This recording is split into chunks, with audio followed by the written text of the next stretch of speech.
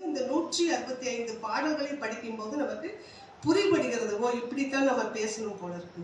ஒரு செயலை செய்ய வேண்டாம் என்று நேரடியாக சொல்வதற்கும், சாலையில யாரோ ஒருத்தர் புகைப்பிடித்துக் கொண்டிருக்கிறார், அவரை எங்க பொது இடத்துல புகைப்பிடிக்கலாமா, தப்புங்க அப்படின்னா நம்ம வைவதற்கும், எங்க உங்க புகையால எத்தனை பேர் பகையாகி விடுவார்கள் உங்களுக்கு அப்படின்னு நயமா சொல்லுவதற்கும் உள்ள வேறுபாடுதான் இங்கிதம் என்பது. இந்த இங்கிதத்தை யார் அதிகமாக பேசுவார்கள்னா நம்ம பார்த்துக்கலாம். அகம் சார்ந்து, இப்ப நேற்று கூட நான் ஒரு நிகழ்வுக்கு போயிருக்கிறேன். மேடையில நான் இருக்கிறேன், பக்கத்துல ஒரு தமிழ் பேராசிரியர் இருந்தாரு.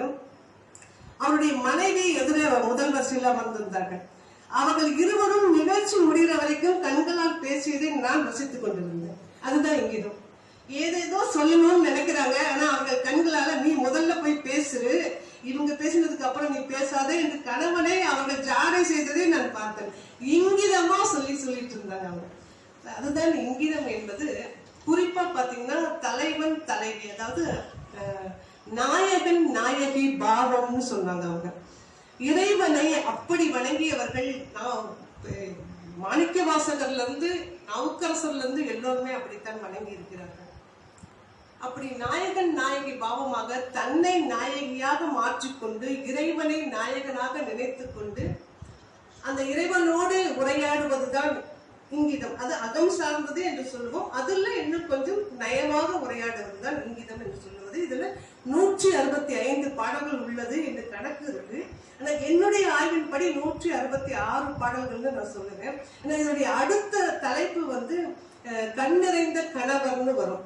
அந்த தலைப்புல முதல் பாடல் எடுத்தீங்கன்னா இதே சந்தம், இதே பொருள், இதே சொல்லாடலோட அது இருக்கும். அப்ப அதுவும் அதுலதான் இருந்திருக்கணும். ஒருவேளை 155, 65 என்று ரவுண்டா முடிக்கணுங்கிறதுக்காக அதை மாற்றினார்களோ என்று தெரியவில்லை. 166 பாடல்கள் இருக்கலாம். நான் ஐயா சுவாமி சரவணானந்தா அவருடைய புத்தகத்தை படிக்கும் போது ரொம்ப அற்புதமா ஒரு சொல்லியிருந்தாங்க. 165க்கு ஒரு காரணத்தை அவங்க கொடுத்தாங்க. தமிழ்ல 165 எழுதும் போது க ல சு ய ரு என்று 5 எழுத்து வரும். 165 எழுதும் போது கள்ள சுய ரு அப்படின்னு வரும். முதல் பக்கத்துல எழுதியிருக்கிறாங்க. அதை நம்ம விரித்து அதை பார்த்தா அது இங்கித மாலைக்கும் அந்த 165க்கும் பொருத்தமாக இருக்கிறதுன்னு எழுதுறாங்க. என்ன பொருத்தம் என்றால் களவின் சுய உரு, கல சுயரு என்பது களவின் சுய உரு. ஐயா எனக்கு இப்ப நான் வந்த உடனே இந்த நூலை கொடுத்தாங்க தலைவர் அவர்கள். நான் ரொம்ப, அதாவது நீ எதை தேடுகிறாயோ அது உன்னை தேடிக்கொண்டிருக்கிறதுன்னு சொல்லுவாங்க. நான் ரொம்ப வருத்தம். ஏன்னா எனக்கு இந்த ஒரு வாரம் நிறைய நிகழ்வுகள் இருந்தது. புத்தகம் போய் எடுத்து படிப்பதற்கான நேரம் கூட இல்லாம இருந்தப்ப இந்த பார்த்த உடனே இந்த புத்தகத்தை கொடுத்தாங்க. நான் அவ்வளவு மகிழ்ந்துட்டு உடனே நான் பாதி படிச்சுட்டேன்.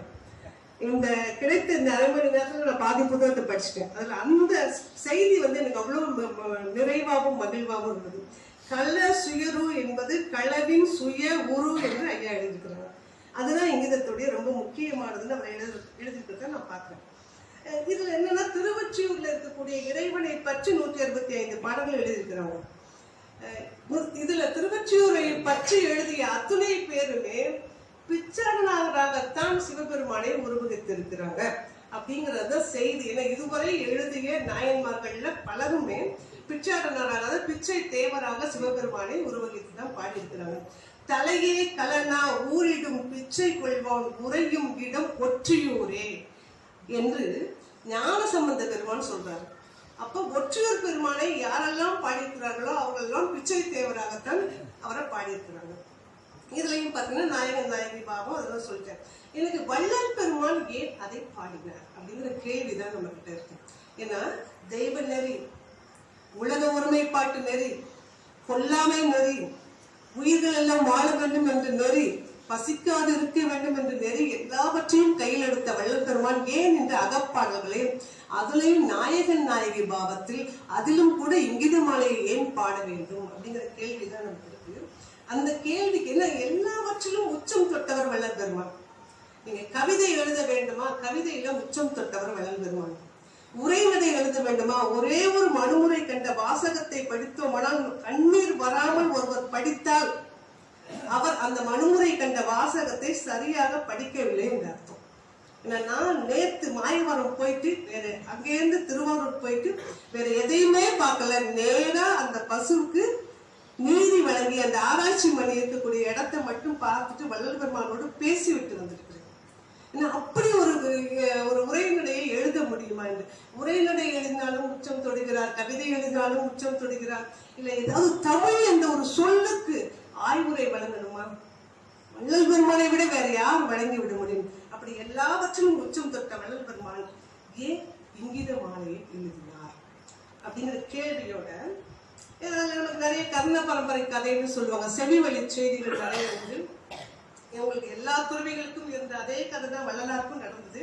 சீவக சிந்தாமணியை எழுதிய திருத்தக்க தேவர், அவருக்கு